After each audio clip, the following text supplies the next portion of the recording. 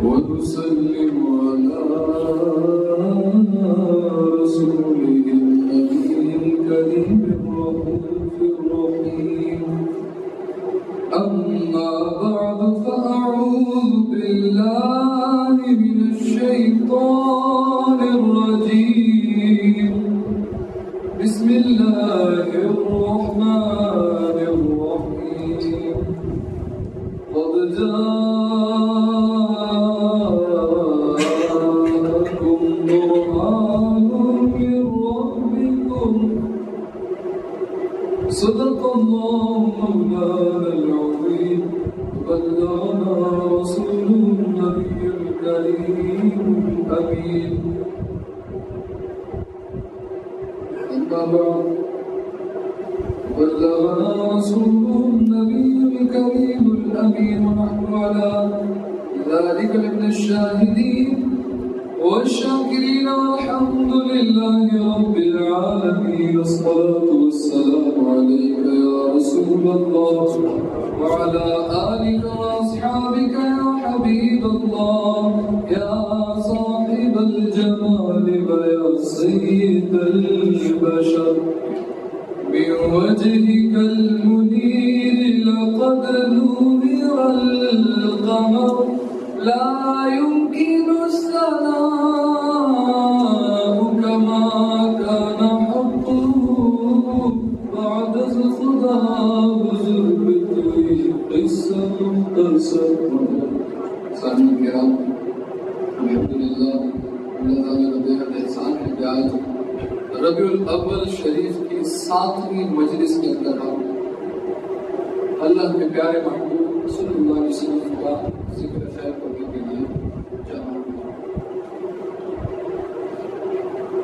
گزشتہ تقاریر میں اس بات کو جانا گیا، بیان کیا گیا کہ حضور صلی اللہ علیہ وسلم کی شان صرف اس امت تک محدود نہیں ہے،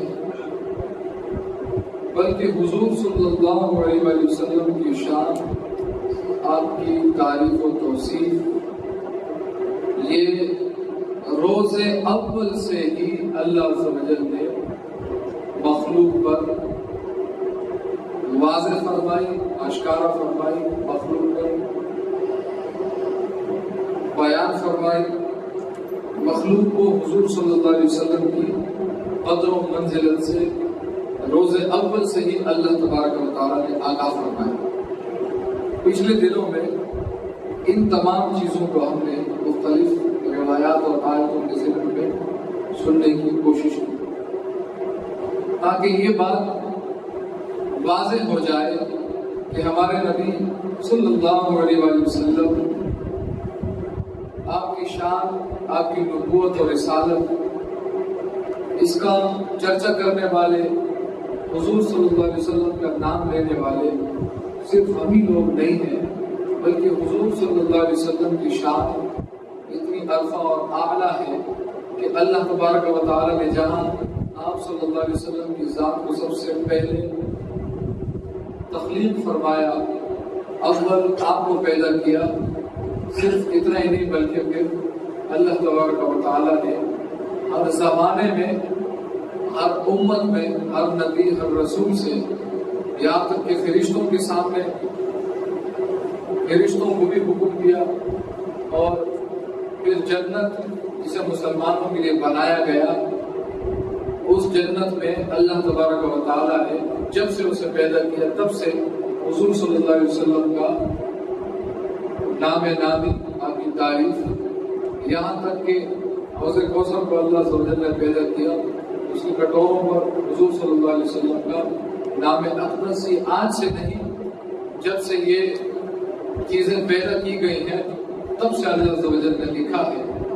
تو حضور صلی اللہ علیہ وسلم کی یہ شان امید ہے جن لوگوں نے سنا وہ بہت اچھی طرح سمجھ گئے ہوں گے کہ ہاں ہمارے نبی صلی اللہ علیہ وسلم کا ذکر روز اول سے جاری ہے اور انشاءاللہ عز و جل قیامت تک جاری رہے گا. اور اس ذکر میں اللہ کی طرف سے ہم اکیلے نہیں ہیں، انبیاء مرسلین ہمارے ساتھ ہیں. جبریل امین ہمارے ساتھ ہے، حضرت میکائیل، اسرافیل اور حضرت عزرائیل اور سارے فرشتے ہمارے ساتھ ہیں، اور اللہ تبارک و تعالیٰ نے ہمیں ذکر مصطفیٰ کرنے کے لیے اکیلا نہیں چھوڑا، بلکہ چپے چپے میں فرشتے موجود ہیں جو حضور صلی اللہ علیہ وسلم کا ذکر کرتے ہیں۔ اللہ تعالیٰ قرآن مجید میں ارشاد فرماتا ہے، یا ایھا الناس قد جاءکم برہان من ربکم، اے لوگوں تمہارے رب کی طرف سے تمہارے پاس دلیل آئی۔ برہان کہتے ہیں دلیل کو۔ حضور صلی اللہ علیہ وسلم کی ذات اقدس کو اللہ تبارک و تعالیٰ نے دلیل فرمایا۔ میں اس آیت کے نکات کو بیان نہیں کروں گا، اس کی تشریح میں نہیں جاؤں گا، ورنہ جو میں واقعات بیان کرنا چاہتا ہوں اس میں سے کچھ نہیں ہو پائے گا، لہٰذا اس کے ترجمے پر اکتفا کرتے ہوئے اتنا عرض کر دوں کہ اللہ تبارک و تعالیٰ نے اپنے محبوب کو دلیل فرمایا۔ یہ نہیں فرمایا جیسے کہ موسیٰ علیہ السلام تھے، ان کا ہاتھ ایک معجزہ تھا، ان کو اللہ تعالیٰ نے معجزہ دیا تھا، ان کا ہاتھ سفید ہو جاتا تھا۔ حضرت عیسیٰ علیہ السلام کو معجزہ دیا تھا، وہ ہاتھ پھیر کر شفا دیتے، مردوں کو زندہ کرتے۔ اسی طرح دیگر انبیاء کرام کو اللہ تبارک و تعالیٰ نے معجزات عطا فرمائے۔ کسی کے لیے سریا فیضائی آئرن جو ہے وہ نرم ہو جاتا، اور کوئی ہوا میں اڑتا، جنات اس کے تابع ہوتے، کسی کے ساتھ چرند پرند درخت اور پودے اور پتھر بھی حمد و ثنا میں لگے رہتے ہیں۔ یہ انبیاء کو اللہ تبارک و تعالیٰ نے مختلف معجزات عطا فرمائے کہ تمہیں یہ معجزہ دیا، تمہیں یہ معجزہ دیا۔ لیکن حضور صلی اللہ علیہ وسلم کے بارے میں اللہ تعالیٰ ارشاد فرماتے ہیں قرآن میں، اے لوگوں تمہارے پاس اللہ کی طرف سے دلیل آئی، یعنی آپ علیہ الصلوۃ والسلام ہی کو برہان اور دلیل کہہ دیا۔ مطلب کیا ہوا؟ ان کا صرف ایک ہاتھ معجزہ نہیں ہے، صرف ان کی آواز میں معجزہ نہیں ہے، صرف یہ انگلی کے اشارے سے مردے زندہ نہیں کرتے، صرف ان کی انگلی معجزہ نہیں ہے۔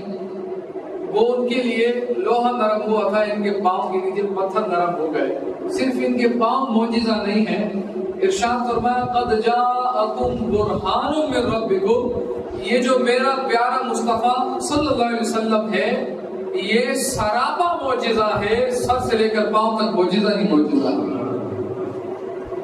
تو پھر حضور علیہ السلام کی آنکھوں کے بھی معجزات ہوئے، آپ کے کانوں کے بھی معجزات ہوئے، آپ کے کلام کے بھی معجزات ہوئے، آپ کی زلفوں کے معجزات ہوئے، آپ کے پسینے کے معجزات ہوئے، آپ کے لعاب دان کے معجزات ہوئے، آپ کے ہاتھوں کے، آپ کی انگلیوں کے، آپ کے پاؤں کے معجزے ہوئے، یہاں تک کہ آپ علیہ السلام نے اتنے معجزے دکھائے، اتنے معجزے آپ کے منقول ہیں جتنے سارے کے سارے آئے ہوئے انبیاء سے منقول نہیں ہیں، جتنے معجزے تنے تنہا یکتا محمد مصطفیٰ علیہ السلام سے منقول ہیں۔ ہم صرف آج آپ کی خوشبو کی بات کریں گے کہ آپ کی خوشبو میں کیا کیا معجزات ہیں۔ اعلیٰ حضرت فرماتے ہیں کیا مہکتے ہیں مہکنے والے، بو پہ چلتے ہیں بھٹکنے والے، کیا مہکتے ہیں مہکنے والے، بو پہ چلتے ہیں بھٹکنے والے، کہ مہکنے والے تو کئی مہک کے اپنی مہک سے جدا ہو جاتے ہیں، مہک ان سے جدا ہو جاتی ہے، لیکن محمد مصطفیٰ صلی اللہ علیہ وسلم ایسے مہکتے ہیں کہ ان کی مہک ان سے جدا نہیں ہوتی، ایسے مہکتے ہیں کہ ان کی مہک ان سے جدا نہیں ہوتی، بلکہ یہ جہاں جہاں سے گزرتے ہیں ان گلیوں کو مہکاتے جاتے ہیں۔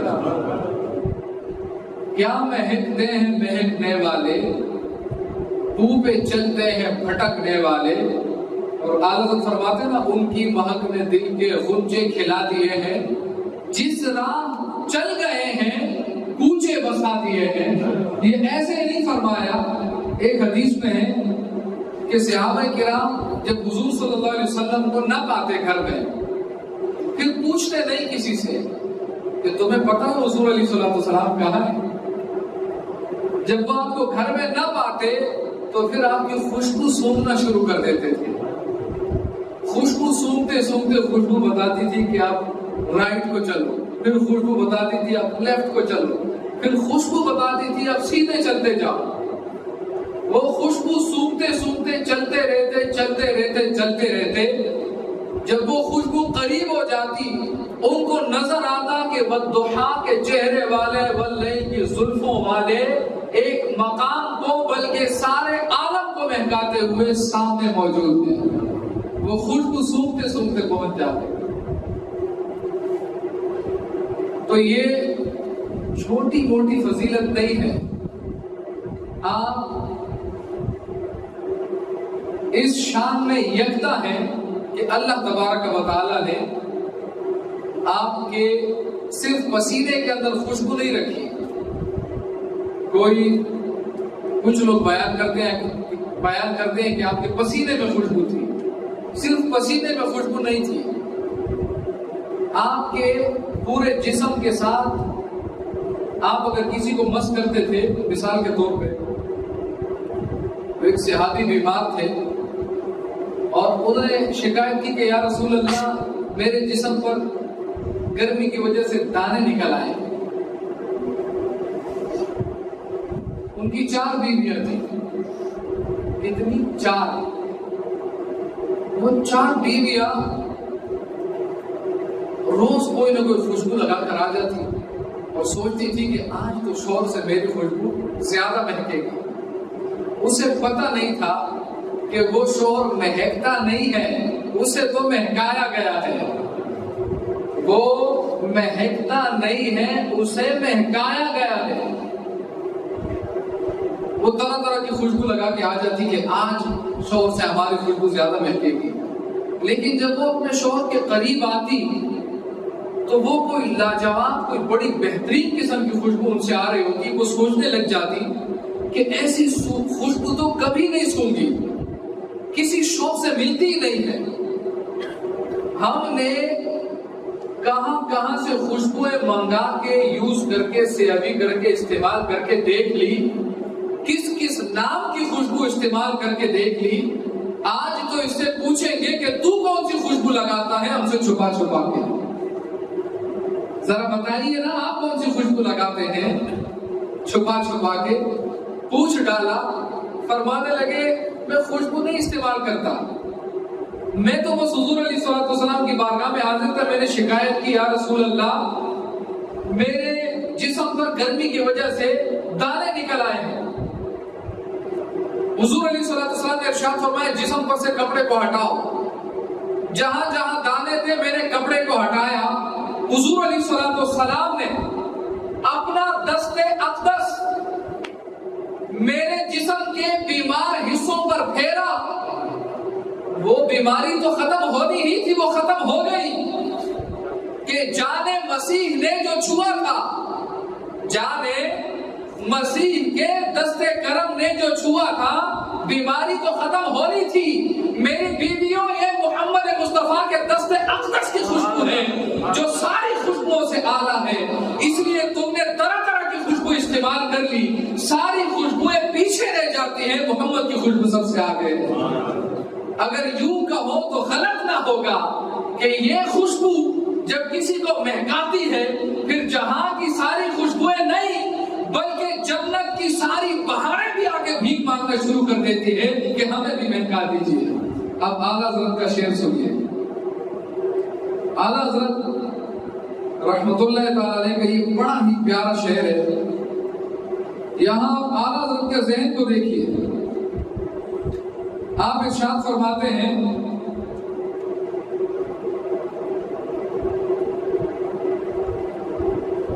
آپ نے ساری جنتوں کی بہاروں کو ایک طرف رکھا اور حضور صلی اللہ علیہ وسلم کی زلفوں کی خوشبو کو ایک طرف رکھا.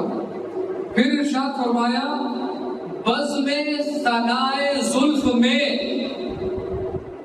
میری عروس فکر کو، بزم ثنائے زلف میں میری عروس فکر کو ساری بہار حشت خلد چھوٹا سا اعتراض ہے. آپ سمجھے نہیں ہوں گے، سمجھاتا ہوں.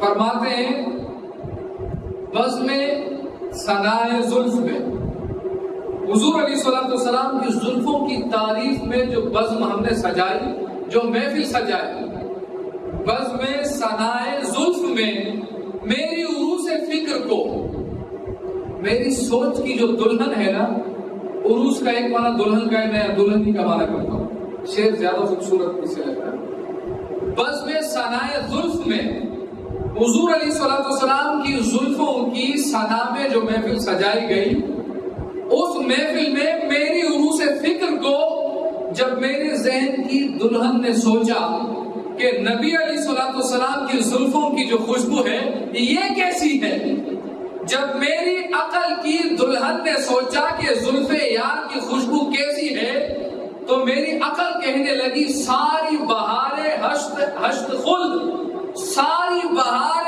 حشت خلد، ارے ساری کی ساری جنتوں کی بہاریں نبی علیہ الصلوۃ والسلام کی زلفوں کی خوشبو کے مقابلے میں توفے کی بس ایک چھوٹی سی بوتل ہے.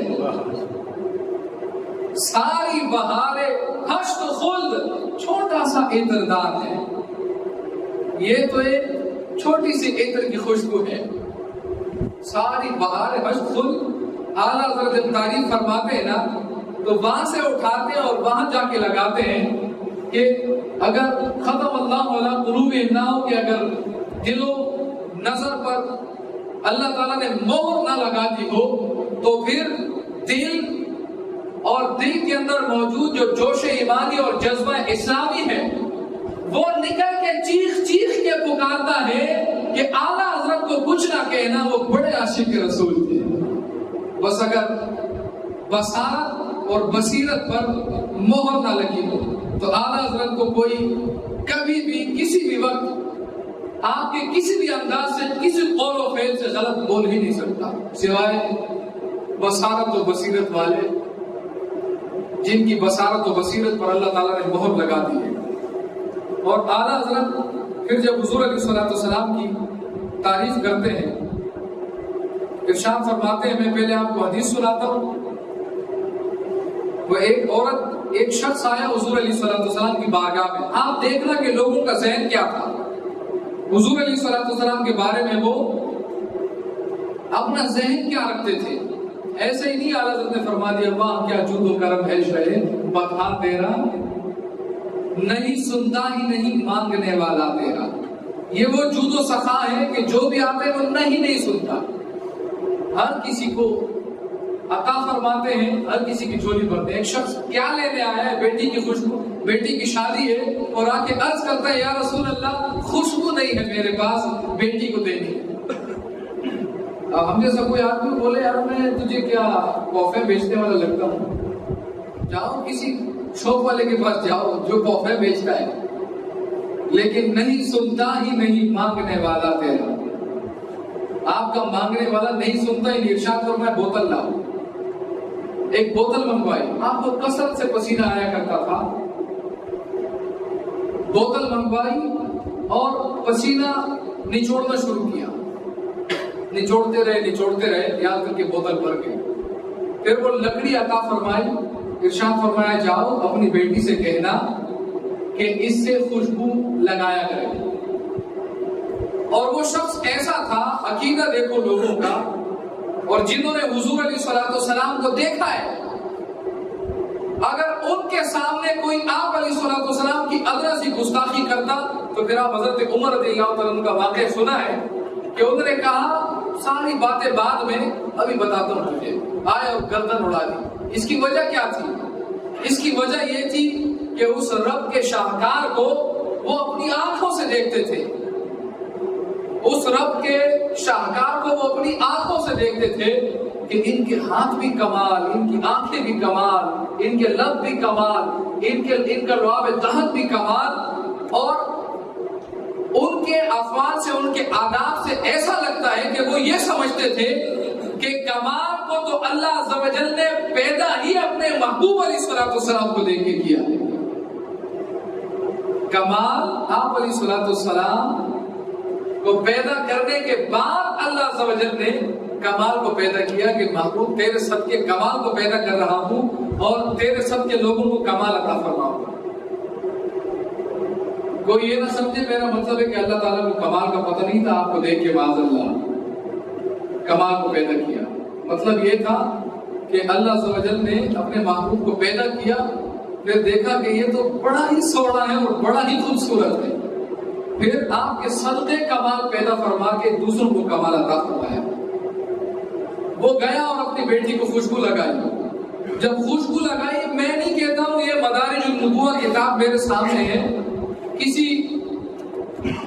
نورانی صاحب کے ماننے والے خوشتر مولانا خوشتر صاحب رحمۃ اللہ تعالی علیہ کے ماننے والے، اعلیٰ حضرت کے ماننے والے نے نہیں لکھی ہے، ان سے پہلے کے بزرگ کی لکھی ہوئی کتاب ہے۔ وہ فرماتے ہیں ان کے والد نے اپنی بیٹی کو وہ خوشبو لگائی تو پورے مدینے کے اندر اس کی خوشبو پھیلنے لگی، اور اس قدر پھیلنے لگی کہ پھر مدینے والے ان لوگوں سے کہتے تھے بیت الطیبین، ارے یہ آپ لوگوں کا گھر نہیں ہے، یہ تو خوشبو والوں کا گھر ہے۔ آپ نے پہلے سنا تھا حضور علیہ الصلوۃ والسلام نے ایک صحابی کو چھڑی عطا فرمائی تھی اور وہ چابک عطا فرمائی تھی جو روشن ہوتی تھی، تو لوگوں نے اس صحابی کو نور والا کہنا شروع کر دیا تھا، اور یہاں عالم یہ ہے کہ پسینہ عطا فرمایا ہے تو لوگ ان گھر والوں کو خوشبو والا کہنا شروع کر دیتے ہیں۔ یہ حضور کی شان ہے کہ شان دوسروں کیسے عطا فرماتے ہیں۔ یہاں آپ یہ بات ذرا سوچیں کہ نبی علیہ الصلوۃ والسلام کے کمال کا ایک ذرہ پا کر دوسرے اتنے با کمال ہو جاتے ہیں کہ دور دور تک ان کے شہرے ہو جاتے ہیں، تو حضور علیہ الصلوۃ والسلام کے اس اپنے کمال کا کیا عالم ہوگا۔ وہ ایک ہمارے اشرفی علامہ صاحب کا شعر مجھے بڑا پسند ہے، مجھے شعر شاید میں ٹھیک نہیں پڑھ پاؤں۔ وہ فرماتے ہیں کہ آسمان سے ملائک نازل ہو رہے، کیوں؟ اٹھی جو مزار سے یار کی خوشبو، اس طرح کا ان کا شعر ہے کہ یہ آسمان سے ملائک جو نازل ہو رہے ہیں یہ ایسے نہیں نازل ہو رہے، یہ تو حضور علیہ الصلوۃ والسلام کی مزار کی خوشبو جو اوپر اٹھتی ہے تو پھر ملائکہ دیوانہ اور نیچے نازل ہونا شروع کر دیتے۔ اسی طرح کا ایک واقعہ ہے، حضور صلی اللہ علیہ وسلم کی یہ تو آپ کا دست اقدس اور آپ کا لعاب دہن، آپ کی پسینے کی خوشبو تھی، لیکن یہ واقعہ شاید یہ روایت آپ نے نہ سنی ہو۔ شیخ عبدالحق محدث دہلوی رحمۃ اللہ تعالی علیہ فرماتے ہیں کہ حضور صلی اللہ علیہ وآلہ وسلم جب معراج کی رات تشریف لے کر جا رہے تھے، آپ عروج پر تشریف لے کے جا رہے ہیں اور جسم اقدس پر پسینے آ رہے ہیں، آپ کو کثرت سے پسینہ آتا تھا، پسینہ آیا، پسینہ مصطفیٰ صلی اللہ علیہ وسلم، پسینہ جب گرا زمین کے اوپر، آپ کا پسینہ جب زمین کے اوپر گرا تو زمین نے کیا کیا؟ لوگوں کا پسینہ جب کسی سے ٹچ ہوتا ہے تو کیا ہوتا ہے، ذرا ایمانداری سے بتائیے گا کیا ہوتا ہے؟ وہ اندر سے پتہ نہیں 2-3 ہزار گالیاں دے جائے کہ پرے ہو دور ہو، مر کہیں جا کے مجھے بھی بدبودار بنا دیا ہے۔ لیکن روایت میں ہے کہ جب حضور علیہ الصلوۃ والسلام کا پسینہ زمین پر گرا تو زمین مسکرانے لگی، اور زمین جب مسکرائی تو اللہ عز و جل نے زمین کو وہ شان عطا فرمائی کہ گلاب کا پھول کھل اٹھا۔ تو یہ گلاب کا پھول آپ صلی اللہ علیہ وسلم کے پسینے سے پیدا ہوا ہے۔ اسی لیے ہمارے ملک پاکستان میں کہتے ہیں کہ پھولوں کا بادشاہ گلاب ہے، پھولوں کا بادشاہ گلاب ہے۔ گلاب پھولوں کا بادشاہ کیسے نہ ہو کہ پسینہ مصطفیٰ سے جو پیدا ہوا، اسی لیے اسے پھولوں کا بادشاہ قرار دے دیا۔ اور اگر آپ غور کریں تو गुलाब जैसी किसी फूल की खुशबू नहीं है। सब लोग अपनी अपनी पसंद जो लाइक करते हैं उसी को कहते हैं अच्छा है। हमारे पीर मुर्शिद से कोई जब पूछता है कि आपको कौन सी खुशबू पसंद है, वो फरमाते गुलाब। मैं भी बड़ा हैरत कर रहा था शुरू में जब हम पढ़ते थे, तो समझ नहीं आई थी कि और भी बड़े अच्छे अच्छे फूल हैं। रात की रानी बहुत ज्यादा महकता है वो फूल, रात होती है तो पूरी गली महक रही होती है, उसकी खुशबू बड़ी प्यारी, इस तरह चमेली है। मुताला करते करते जब किताब का मुताला किया तो पता चला कि पीर मुर्शिद इसलिए इरशाद फरमाते हैं कि फूल पसंद है तो गुलाब का, खुशबू पसंद है तो गुलाब की, और अक्सर इस्तेमाल भी ये खुशबू करते हैं गुलाब की, कि ये हुजूर अलैहिस्सलाम के पसीने से पैदा हुआ। अब मैं उन लोगों से जरा गुजारिश करूं जो कहते हैं कि हुजूर अलैहिस्सलाम हमारी तरह इंसान है। मैं कहता हूं कि जरा काबू के अंदर काम करने के बाद वो कपड़े जरा अपनी बेगम साहिबा के हाथ में देना, ताजा ताजा पसीने वाले, और उससे कहना कि बेगम सूंघ बरकत मिलेगी, सूंघिए इस बनियान को, इस शर्ट को, पसीने से गीली है। यकीन कीजिए अगर 1 महीने तक उसने बात न रोक ली तो मेरा नाम बदल देना। और भले घर के मारे बोले नहीं, दिन में जरूर सोचे कि दिल में क्या लगता है पागल हो गया है आज, पसीने वाली शर्ट दे के बोल रहा है कि इसको सूंघो बरकत मिलेगी। तब पता चलेगा कि नबी नबी है, उम्मती उम्मती है। फिर समझ आएगी कि नबी नबी है और उम्मती उम्मती है। और ये तो बीवी है, अगर बाहर किसी को इस तरह पकड़ा देना बाहर, ये तो बीवी है, तो बेचारी चुप हो जाएगी या शायद शोर समझ के आगे से कुछ ना बोले। बाहर अगर किसी को बोल दिया, जितना भी नरम मिजाज होगा कम से कम लोगों को जरूर बोलेगा कि फला पागल हो गया है। और अगर जरा सा गर्म मिजाज वाला हुआ तो मुक्का नहीं तो थप्पड़ से कम काम नहीं होगा। ये अगर कोई कहता है मैं नबी की तरह इंसान हूं, मैं उसे दावत देता हूं कि जरा पसीने से गीली शर्ट लेकर किसी ऐसे आदमी के सामने एक वाकया आजमा के देख ले बस, फिर मैं बाद में बात करूंगा कि आप क्या कहते हैं, नबी की तरह इंसान है या नहीं। और ये तो आपका पसीना है। हजरत आयशा सिद्दीक़ा रज़ियल्लाहु तआला अन्हा दीगर सहाबा किराम फरमाते हैं जिन्होंने हुजूर अलैहिस्सलाम के इस्तिंजा फरमाने के बाद उस मकाम को देखा। हजरत आयशा सिद्दीक़ा रज़ियल्लाहु तआला वॉशरूम में गई, पूछती है या रसूल अल्लाह, वहां तो कुछ नहीं है और खुशबू आ रही है। हुजूर अलैहिस्सलाम ने इरशाद फरमाया अंबिया अलैहिस्सलाम के जिस्मों से कोई ऐसी चीज नहीं निकलती, जो निकलता है उसे जमीन निगल लेती है, बाकी क्या रहता है, मुश्को अंबर की खुशबू बाकी रहती है। इस्तिंजा करने के बाद, हाजत फरमाने के बाद मुश्को अंबर की खुशबू आती है। एक सहाबी फरमाते हैं हुजूर अलैहिस्सलाम जब हाजत से फारिग हुए, मैं वहां हाजिर हुआ, देखने लगा कि कुछ भी ना था। वो पत्थर जिससे हुजूर अलैहिस्सलाम ने इस्तिंजा फरमाया था, मैंने उसे देखा, वो भी नूर से चमक रहा था, और जब मैंने अपनी नाक के करीब किया तो उससे भी खुशबू आ रही थी, उस पत्थर से भी खुशबू आ रही थी। और एक औरत ने तो कमाल ही कर दिया, उम्मे सलमा उनका नाम था, हुजूर अलैहिस्सलाम की खिदमत किया करती थी। उन्होंने क्या किया कि हुजूर अलैहिस्सलाम रात को, आपकी आदत थी, आप लकड़ी के एक बर्तन के अंदर बोल मुबारक फरमाया करते थे। बोल का मतलब होता है यूरिन। अब मैं यूरिन और पेशाब का वर्ड यूज नहीं करूंगा, बोल का वर्ड यूज करूंगा। बोल मुबारक फरमाया करते थे एक लकड़ी के प्याले के अंदर, एक लकड़ी के बोल के अंदर। आपने बोले मुबारक फरमा के चारपाई के साथ या जहां आप आराम फरमाते थे वहां रख दिया। वो औरत, उस औरत को प्यास लगी, रात को वो पानी ढूंढती थी, घर में कहीं नजर नहीं आया, वो कटोरा मिला और उसे पी लिया। जब पिया तो हुजूर अलैहिस्सलाम जब सुबह जलवा हुए इरशाद फरमाया, वो कटोरे में जो चीज है उसे कहीं फेंक देना। तो वो औरत कहने लगी कि या रसूल अल्लाह, उसमें जो कुछ था वो तो मैंने पी लिया, अब आगे का हाल देखो कि आगे का हाल क्या है। अगर कोई बंद दिल वाला, गंदे दिल वाला होगा तो वो कहेगा हुजूर ने फरमाया होगा जाके गुली कर ले। جا کے منہ دھو لے، تو نے کیوں پیا؟ لیکن حضور علیہ السلام نے ارشاد فرمایا اے عورت تجھے کبھی کوئی بیماری نہیں چھوئے گی۔ اب ذرا دیکھیے ہمارا یورین کپڑے پر لگے کپڑا ناپا، درہم سے کم لگے